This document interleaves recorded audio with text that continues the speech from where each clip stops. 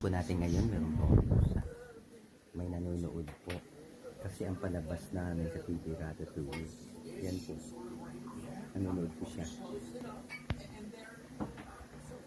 Kasi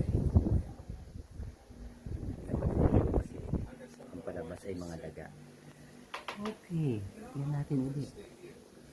Luod na luod po talaga siya. Yan po si Lucky.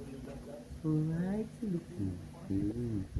Titignan niyo po bakit nandoon sa TV yung kanyang kalaban. Masid na masid po siya. Ayan po. Ayan po. Ayan. Luod na luod.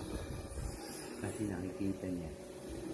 Ayan po ang pinapanood niya. Lapingking.